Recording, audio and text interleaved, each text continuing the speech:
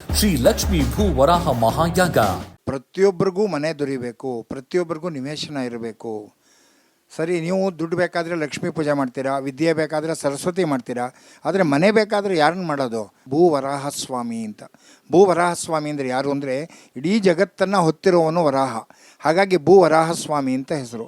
ನಮ್ಮ ಮನೆಯಲ್ಲಿ ಕಲಹ ಇರ್ಬೋದು, ಅಥವಾ ಸಾಲ ಇರ್ಬೋದು, ಸಾಲಬಾಧೆ ಇರ್ಬೋದು, ಯಾವುದೇ ಒಂದು ಅಡಚಣೆಗಳಿದ್ದರೂ ಸಹ ವರಾಹ ಸ್ವಾಮಿ ಯಂತ್ರ ಅಥವಾ ಒಂದು ಫೋಟೋಗಳನ್ನು ತಂದಿಟ್ಕೊಂಡ್ರೂ ಮನೆಯಲ್ಲಿ ಅದು ವೈಬ್ರೇಷನ್ ಇರುತ್ತೆ. ಆ ವೈಬ್ರೇಷನ್ ಕ್ರಿಯೇಷನ್ ಆಗಬೇಕಾದ್ರೆ ಅದಕ್ಕೆ ಸಂಬಂಧಪಟ್ಟ ದೇವರುಗಳನ್ನ ನಾವು ಪ್ರಾರ್ಥನೆ ಮಾಡಿದ್ರೆ ಖಂಡಿತವಾಗಲೂ ಆ ಮನೆಯಲ್ಲಿ ಸುಖ, ಶಾಂತಿ, ನೆಮ್ಮದಿ, ಮಕ್ಕಳಿಗೆ ಉದ್ಯೋಗ, ಹೆಣ್ಮಕ್ಳಿಗೆ ಮದುವೆ, ಗಂಡು ಮಕ್ಳಿಗೆ ಮದುವೆ, ಯಾರ್ಯಾರು ಯಾವ್ಯಾವ ಆಕಾಂಕ್ಷೆಗಳು ಇಟ್ಕೊಂಡು ಆ ಮನೆಯಲ್ಲಿ ಇರ್ತಾರೋ ಎಲ್ಲವೂ ಕೂಡ ನೆರವೇರುತ್ತೆ.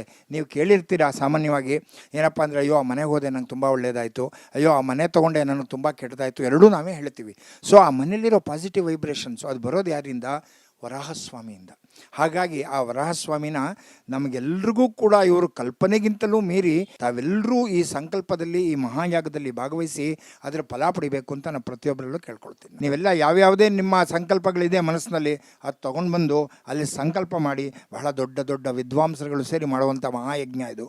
ಖಂಡಿತವಾಗ್ಲೂ ಫಲ ಸಿಗುತ್ತೆ, ಸಿಕ್ಕಿದೆ, ಸಿಕ್ಕಿದವರು ಅನುಭವಿಸ್ತಾ ಇದ್ದಾರೆ. ನಾನು ಕೂಡ ಅದರಲ್ಲಿ ಒಬ್ಬ ಅಂತ ಹೇಳೋಕ್ಕೆ ತುಂಬ ಸಂತೋಷ ಪಡ್ತೀನಿ. ಈ ವಿಚಾರದಲ್ಲಿ ನೀವೆಲ್ಲರೂ ಬಂದು ಈ ಮಹತ್ ಕಾರ್ಯದಲ್ಲಿ ಕೈ ಜೋಡಿಸಿ ಅಂತ ನಾನು ಕೇಳ್ಕೊಳ್ತೀನಿ. ಶ್ರೀ ಲಕ್ಷ್ಮೀ ಭೂ ವರಾಹ ಮಹಾಯಾಗ.